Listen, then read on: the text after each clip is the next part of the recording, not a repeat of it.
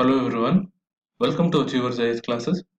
Let's begin a discussion on the current events of 8th January 2019. The first issue is regarding the recent decision of the Union Cabinet, which has approved a constitutional amendment bill to provide 10% reservation to the economically backward sections in the general category. The bill will also cover those from the minority communities, that is the Muslim, Sikh, Christian, Buddhist communities, and the new 10% quota will be over and above the existing 50% reservation offered to the scheduled caste, scheduled tribes, and the other backward classes. The government is likely to introduce the bill in the Lok Sabha in order to amend the Articles 15 and 16 of the Constitution in order to implement its recent decision. But what needs to be remembered here is a 9 judge constitutional bench of the Supreme Court had capped the reservation at 50% in the famous Indira Sawhney case. The court had ruled that a backward class cannot be determined only and exclusively with reference to economic criterion and had said that Clause 4 of the Article 16, which speaks of adequate representation, can only be invoked in extraordinary situations, and even while doing so, extreme caution has to be exercised and a special case has to be made out. Further, the court observed that the unreserved category itself is a class and economic criteria was too fluctuating as a basis for providing quota, and therefore the recent decision of the cabinet may run into rough weather if challenged in the Supreme Court. On that note, let's move on to the next issue, which is an editorial regarding the recent tragedy of 15 workers getting trapped in a rat hole coal mine in Meghalaya. Most of these coal mines are illegal, and this is not the first time such incidents have occurred, thereby questioning the government's inaction. The primary responsibility for the operation of these illegal mines lies with the state government, and it should be made accountable for ignoring the directions of the National Green Tribunal, which had ordered to close these illegal mines as well as levy punitive royalties on those extracting coal. In spite of this, illegal mining has continued, thereby endangering the life of the workers in the coal mines.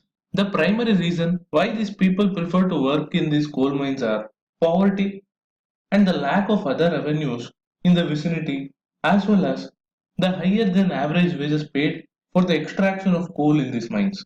In this regard, the state government has done little to implement any reforms and diversify the employment away from the dirty mining activity, but it should not forget that it is the responsibility of both the center and the state government to rehabilitate the workers from these impoverished communities, which also include some child laborers who have been employed in this risky industry.